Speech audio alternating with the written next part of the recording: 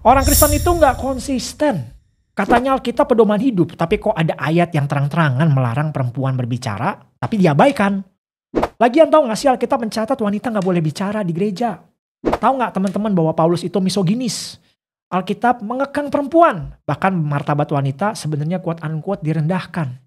Jangan-jangan ada sesuatu yang teman-teman nggak tahu, nggak pernah diajarin di gereja. Nih, lihat ayat-ayatnya. Wah, wait, tunggu dulu.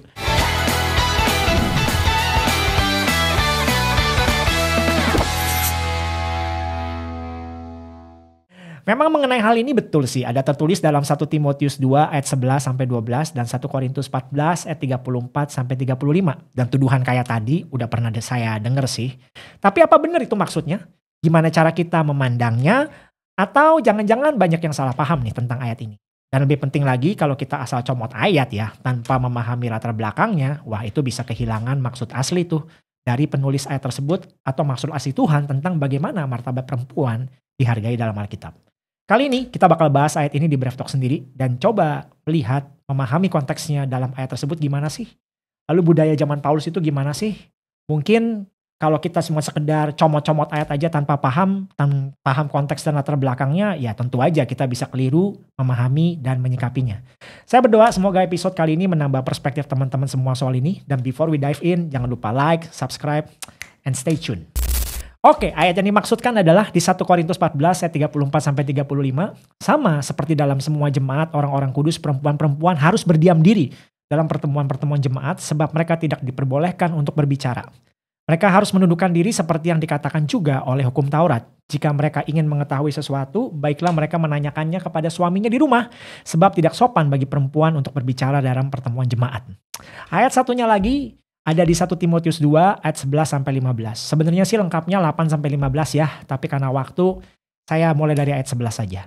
Seharusnya lah perempuan berdiam diri dan menerima ajaran dengan patuh. Aku tidak mengizinkan perempuan mengajar dan juga tidak mengizinkannya memerintah laki-laki, hendaklah ia berdiam diri.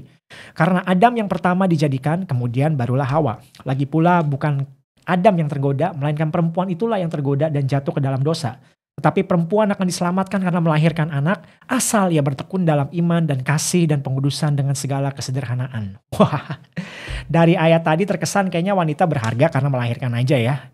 Dan terkesan tuduhan-tuduhan tadi di atas kan kayaknya bener. Tuh kan, Paulus misoginis. Apa tuh misoginis? Misosuk mah gue tahu gitu ya. Ini apa sih? Sederhananya tuh ini istilah yang maksudnya bentuk diskriminasi terhadap gender perempuan karena kebencian. Atau gara-gara ayat ini jadi ada yang mikir nih. Waduh, mana banyak pengkhotbah wanita lagi. Kacau dong nih berarti. Padahal Alkitab bilang gak boleh tuh wanita berbicara. Lah apakah ini membuktikan Alkitab quote unquote tidak nganggep perempuan? Nah, pertama-tama dalam melihat hal ini pandangan saya kita perlu melihat gambaran besar dari keseluruhan Alkitab ya. Dan berdasarkan studi Alkitab kita tentunya perlu paham bahwa wanita selalu dan akan terus memiliki peran yang sangat signifikan dalam memperluas kerajaan Allah di muka bumi ini. Ketika kita kembali ke awal cerita Alkitab, kita ingat bahwa sejak awal ya Tuhan menciptakan laki-laki dan perempuan sebagai dua pribadi yang beda tapi setara. Mereka hidup dalam harmoni yang sempurna, punya hubungan yang baik dengan Tuhan dan satu sama lain. Makanya di Kejadian 1 ayat 27 bunyinya demikian. Allah berkata, maka Allah menciptakan manusia menurut gambarnya sendiri. Menurut gambar Allah yang menciptakan laki-laki dan perempuan, ia menciptakan mereka. Gak ada indikasi tuh bahwa satu jenis kelamin lebih unggul atau lebih berharga dari yang lain. Lalu lanjut di Kejadian 1 ayat 28, Allah memberkati mereka dan berfirman kepada mereka, beranak cuculah dan bertambah banyaklah, penuhilah bumi dan taklukkanlah itu. Kuasailah ikan-ikan di laut dan burung-burung di udara dan segala makhluk yang merayap di bumi. Di sini kita bisa lihat ya, bahwa Adam dan Hawa diberi tanggung jawab bersama untuk menjaga ciptaan Tuhan. Jadi gak ada hierarki atau konsep superioritas di antara mereka. Mereka hidup sebagai mitra yang sejajar melayani Tuhan bersama-sama sebagai gambarnya di bumi ini. Ketika kita baca Kejadian 2 ayat 18, tidak baik kalau manusia itu sendirian, aku akan menjadikan penolong baginya yang sepadan dengan dia. Muncul beberapa pertanyaan sih, tuh kan itu makanya wanita dibilang penolong, berarti wanita lebih rendah. Lah jelas ayat ini gak bisa dipandang begitu. Perempuan itu tidak lebih rendah dari laki-laki walaupun disebut sebagai penolong. Problemnya sih memang dalam bahasa Inggris modern kan penolong itu helper ya. Sering diartikan sebagai orang yang lebih rendah dari pemimpin atau sekedar asisten gitu. Namun dalam bahasa Ibrani kata penolong itu sebenarnya adalah eser. Diterjemahkan sebagai quote unquote penolong yang memiliki makna yang lebih kuat dan kompleks. Buktinya Eser nggak hanya muncul di sini, tetapi lebih dari 20 kali dalam perjanjian lama. Hampir setiap kali kata ini muncul, katanya digunakan untuk apa tahu gak? Menggambarkan Tuhan sendiri. Misalnya dalam Mazmur 33 ayat 20, kami menanti-nantikan Tuhan, dia adalah pertolongan dan perisai kami. Ya jelas dong bahwa Tuhan tidak lebih rendah dari mereka yang dibantu. Jadi ketika ada kata Eser digunakan untuk menggambarkan perempuan, itu bukan berarti perempuan lebih rendah atau kurang penting dibandingkan laki-laki. Tuhan menciptakan laki-laki dan perempuan tuh agar mereka tidak hidup sendirian, melainkan mitra ya, yang sejajar, yang sama-sama mencerminkan gambarnya. Satu hal menarik lainnya dalam Kejadian 2 adalah bagaimana Tuhan menciptakan laki-laki dan perempuan. Ada bagian di mana Tuhan membuat Adam kan tertidur, lalu dikatakan mengambil salah satu rusuknya untuk menciptakan Hawa. Nah, penting untuk diingat bahwa ini bahasa figuratif. Jadi kata rusuk dalam bahasa Ibrani adalah selsa. Ya, dan dalam bagian lain dalam Alkitab kata ini diterjemahkan sebagai sisi gitu. Jadi digunakan dalam dunia arsitektur di mana kata ini digunakan untuk menggambarkan sisi-sisi dari sebuah struktur kayak fondasi sisi demi sisi gitu. Jadi sejak awal Tuhan menciptakan laki-laki dan perempuan sebagai dua bagian yang setara, berdiri berdampingan tanpa konsep hierarki atau superioritas. Mereka nggak identik tapi setara. Mereka hidup sebagai mitra yang saling melayani Tuhan dalam komunitas yang harmonis, tanpa ada chauvinisme lah, poligami lah, pembagian gender yang membatasi perempuan lah, gak ada jokes ya perempuan cuma taunya di dapur aja lah, perempuan hanya melahirkan anak aja lah, gak ada kayak gitu ya. Jadi sejak awal Tuhan merancang laki-laki dan perempuan untuk melayaninya bersama-sama sebagai makhluk yang setara, bahkan Tuhan menyebut mereka sebagai satu daging. Nah, ketika dosa masuk, ini semuanya mulai berubah. Mereka diperintahkan untuk gak makan buah pengetahuan baik dan jahat itu, tapi mereka tetap melakukannya. Dan sejak saat itu semuanya berubah. Hawa memutuskan untuk makan buah itu lebih dulu, tapi Alkitab menulis juga loh bahwa Adam ada di sana bersama dengan dia. Kejadian 3 ayat 6 dengan jelas menyebutkan bahwa Adam bersama dengan dia. Jadi ini bukan tindakan satu pihak, bukan hanya perempuan yang melawan Tuhan, ya tapi laki-laki dan perempuan sama-sama terlibat nih dalam ketidaktaatan ini. Nah, akibatnya hubungan mereka yang tadinya penuh harmoni berubah. Jadinya kesatuan mereka hancur dan quote unquote virus dosa tuh mulai nyebar ke dunia, dimulai dari mana? Hati manusia. Jadi singkat cerita, sejak dosa masuk, segalanya berubah dan ketidaksetaraan itu dimulai. Dan kita bisa lihat dampaknya ya. Misalnya terjadi pada kisah-kisah di perjanjian lama, ada tuh tercatat ayah yang punya hak untuk jual putrinya sendiri sebagai milik seseorang. Ada di Keluaran 21 ayat 7-11. Kalau seorang perempuan diperkosa, dia harus menikahi pemerkosanya.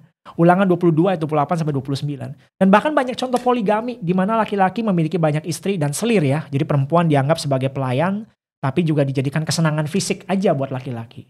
Tapi ada secercah harapan dalam kesetaraan di tengah budaya yang seperti itu. Ya, ketidaksetaraan akibat dosa menyebar kayak dunia tuh tertutup ya oleh kabut tebal yang menghalangi cahaya.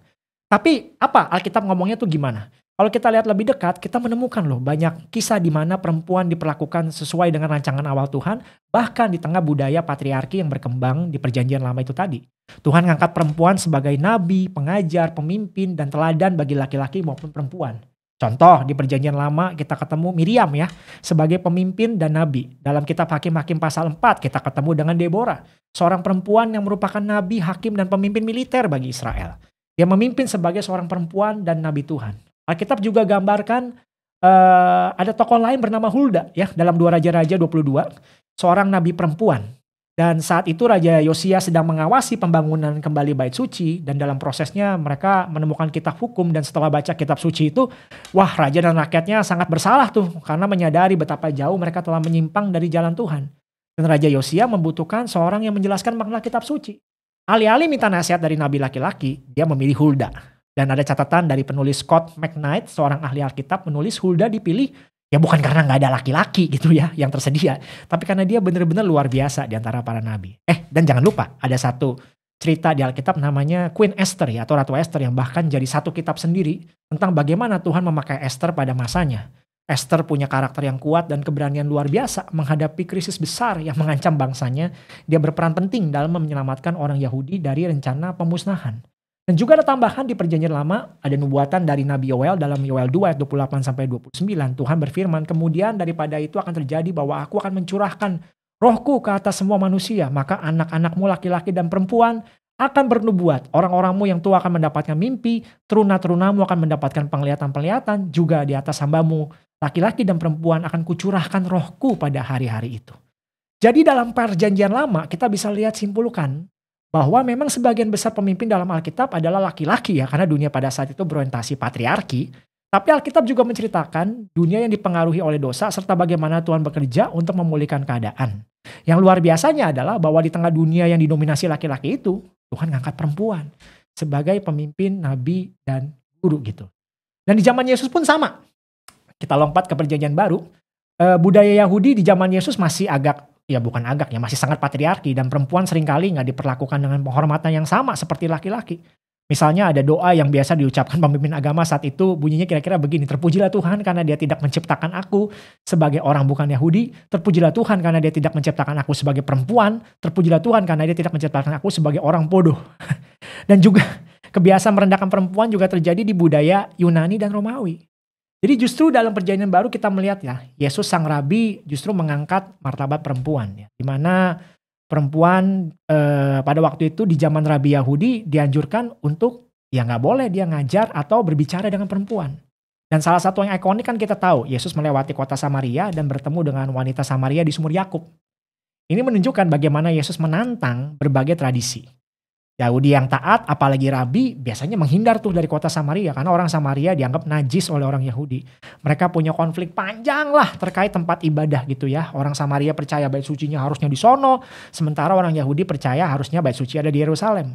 Belum lagi peristiwa wanita yang kedapatan berzina, kita tentu tahu apa yang Yesus lakukan setelah itu kan, atau katakan setelah itu. Ya next time lah kita bisa bahas part ini.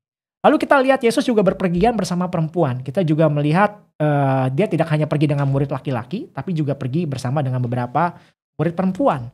Dan biasanya perempuan berpergian bersama kelompok ini akan dianggap skandal ya. Tapi justru para perempuan dalam kelompok ini mendukung keuangan pekerjaan mereka.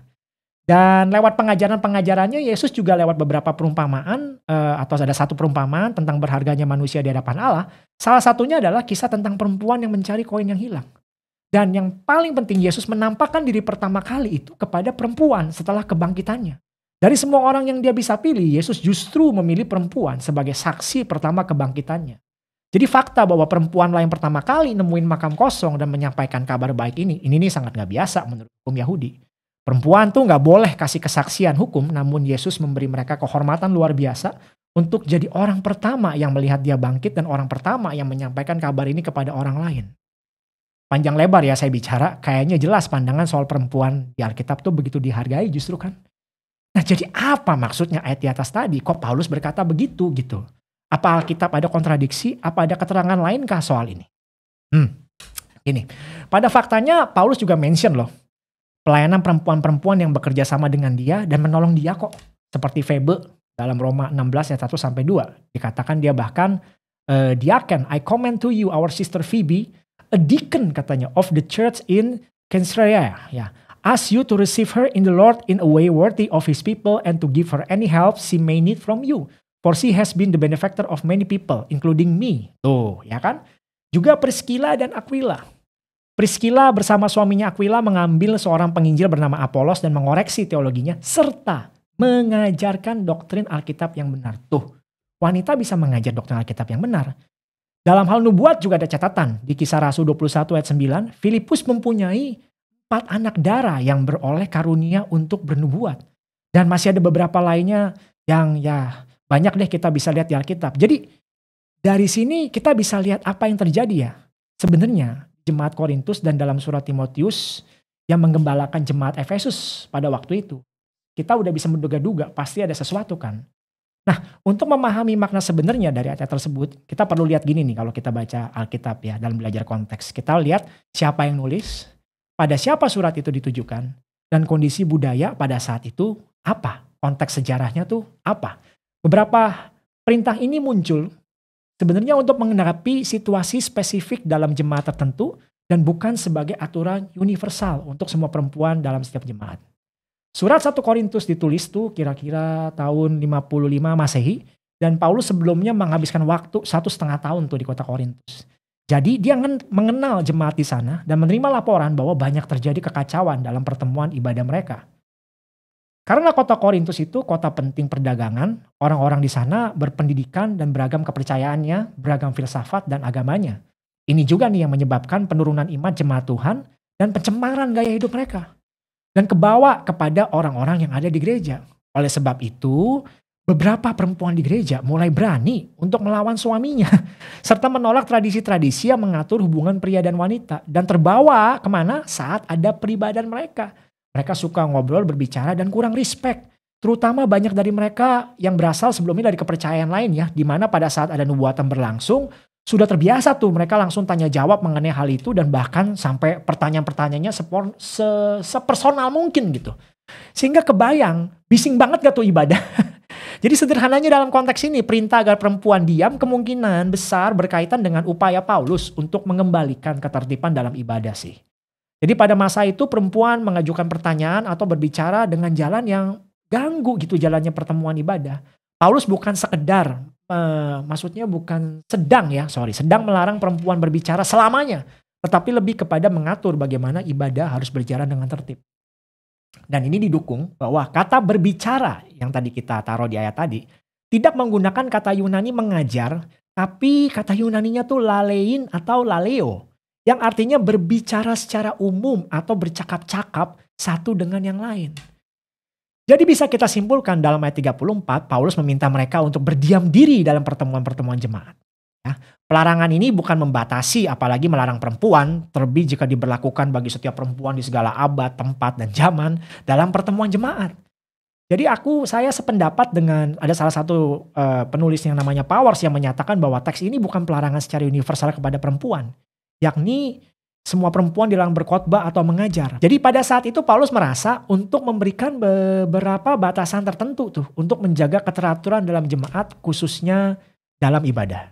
Dan ada alasan lain satu lagi. Dan memang di budaya zaman itu perempuan yang berdiam diri itu dianggap perempuan yang berakhlak baik. Dan itu jadi salah satu alasan lain bagi Paulus untuk menasehati wanita yang di waktu ibadah berisik itu sebaiknya untuk tanya aja kepada suaminya di rumah kalau ingin tahu hal-hal yang kurang jelas dalam ibadah. Tuh. Jadi masyarakat di sana punya sopan santun ini dan bertanya sembarangan kayak orang yang nggak tahu diri atau nggak tahu sopan santun. Dan ini bukan hanya mempermalukan dirinya, juga keluarganya. Dan akhirnya gaya hidup yang keliru seperti ini munculin pandangan yang negatif dong tentu aja dari masyarakat yang ada di sana terhadap komunitas Kristen. Oleh sebab itu, selain meskipun Paulus ingin menjaga kemurnian ajaran Kristen, Paulus juga memerintahkan jemaat untuk tetap menghormati tradisi masyarakat lokal supaya gereja nggak kena cemooh. Jadi kayaknya cukup clear ya, bukan Paulus meralang wanita tampil, buktinya Paulus dalam 1 Korintus 11 ayat 5 nggak masalah kalau ada wanita bernubuat. Gitu. Itu yang Korintus. Nah kalau Timotius gimana? Di Timotius, Paulus menulis surat 1 Timotius ini kepada Timotius. So ya kita tahu lah dia gembala muda ya. Gembala muda itu tahunnya sekitar tahun 63 Masehi saat Paulus berada di penjara karena menyebarkan Injil. Nah tujuan dari surat ini untuk memberikan arahan tentang bagaimana gereja harus diatur. Termasuk kepemimpinan dan perilaku dalam ibadah. Nah saat itu Timotius tinggal di Efesus. Kota yang punya tantangan besar bagi gereja baru. Efesus tuh pusat penyembahan Dewi Artemis atau Dewi Diana sama.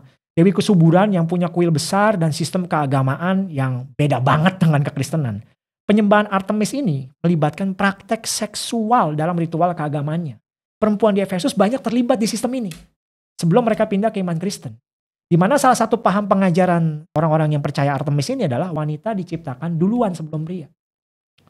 Bahkan penyebaran Injil di Efesus sempat bikin rusuh tuh karena banyak orang yang meninggalkan penyembahan Artemis. Jadi kebayang ya, apa yang Timotius hadapi dengan jemaat baru yang dulunya biasa jadi pengikut ini. Maka ada kata berdiam diri dalam 1 Timotius 2 ayat 11-15 kita jadi paham bahwa untuk mendidik jemaat yang kayak gini dan relate dengan bahasa aslinya sih. Bahasa aslinya bahasa Yunaninya hesucia yang mengandung arti tenang. Artinya perempuan tuh harus berperilaku baik dan menerima ajaran dengan perenungan dan tenang dan tentram. Bukan dengan agresif dan juga debat ya. Jadi Rasul Paulus bukan lagi menolak kesetaraan pria dan wanita gitu. Lalu gimana tuh ada kata untuk tidak mengajar ya. Ini untuk memberantas pengajaran sesat di masa seperti itu. Seperti yang tertulis di 1 Timotius 1 ayat 7 atau 5 ayat 15. Karena dari tulisan-tulisan tadi terindikasi ada pengajar-pengajar sesat di situ adalah ya perempuan dan janda dan nenek tua gitu ya. Di mana pembahasan Paulus kayak ada kasih kesan, ada kelompok janda-janda ini yang memang oknum pembuat masalah di jemaat Efesus. Jadi larangan ini bukan karena Paulus tidak menganggap perempuan tidak layak mengajar, Tapi lebih dipengaruhi keadaan dan masalah yang ada di Efesus di mana banyak penyembah-nyembah Dewi Artemis tadi itu. Lalu bagaimana dengan kata memerintah laki-laki? Nah, kata memerintah di sini cukup unik ya. Karena berkuasa itu kata aslinya kan exousia. Tapi memerintah di sini kata yang coba saya pelajari adalah autentien. Dari authority mungkin ya. Autentien yang arti sederhananya adalah bukan berkuasa atas tapi memaksakan atau menuntut dengan kekerasan. Nah, situasi-situasi semacam ini terjadi di Efesus karena lagi-lagi perempuan di Efesus adalah pendukung atau pelopor gerakan feminisme kuno yang menganggap istri itu sejajar atau lebih tinggi daripada suami. Akibat keterlibatan itulah gerakan ini membuat sebagian perempuan Kristen di Efesus pengen dominasi banget para pemimpin dan guru laki-laki gitu. Makanya sinkron bahwa isi surat Timotius agar pria dan wanita di gereja Efesus itu tetap tenang dan tanpa perselisihan. Jadi ini bukan isu menolak kepemimpinan perempuan di gereja, tapi untuk tidak berselisih satu sama lain. Masalah yang terjadi sesungguhnya ialah jemaat yang memang sedang dipengaruhi oleh pengajaran-pengajaran sesat. Salah satu yang terpengaruh adalah kaum perempuan. Perempuan telah menjadi pendukung yang sangat kuat dari gagasan yang mengacaukan situasi kehidupan jemaat dan kehidupan rumah tangga yang udah tertata gitu. Dan tapi kok di bawahnya kan penggunaan kisah Adam dan Hawa. Nah, penggunaan kisah Adam dan Hawa ini setelahnya maksudnya lebih kepada mengingatkan bahwa perempuan di Efesus bahwa sikap Hawa digunakan sebagai ilustrasi kepada perempuan di Efesus yang menyalahgunakan kemerdekaan mereka dan membuka dirinya kepada ajaran sesat. Paulus ingin nunjukin bahwa perempuan adalah sumber kejatuhan dalam dosa. Paulus ingin mengingatkan perempuan-perempuan di Efesus tentang kejatuhan manusia ke dalam dosa. Dan dalam Kejadian 3 memang perempuan yang pertama kali tergoda dan jatuh ke dalam dosa, dan dalam konteks jemaat Efesus perempuan juga yang sudah tergoda dalam ajaran sesat jatuh ke dalam dosa. Karena itu Paulus melarang perempuan untuk mengajar agar tidak mempengaruhi dan menggoda laki-laki dan jemaat lainnya untuk jatuh ke dalam ajaran sesat atau dalam konteks Adam dan Hawa ya dosa gitu. Jadi Paulus gak ingin jemaat lain dipengaruhi ajaran sesat. Kayak dulu Adam dipengaruhi quote-unquote godaan Hawa. Dengan melarang perempuan yang terpengaruh ajaran sesat untuk mengajar dan memimpin, maka jemaat di Efesus akan terhindar dari pengaruh ajaran sesat. Intinya, Paulus melihat pengaruh ajaran Artemis ini ganggu ya peran perempuan dalam gereja, hingga mereka menjauhkan diri dari panggilan sebagai istri yang baik dan ibu yang sopan dan patuh dan tenang, sebagaimana Allah kehendaki. Jadi, penggunaan cerita Adam dan Hawa bukan menuduh wanita penyebab kejatuhan dosa, tapi sebaliknya digunakan sebagai senjata Paulus untuk menghancurkan ajaran sesat.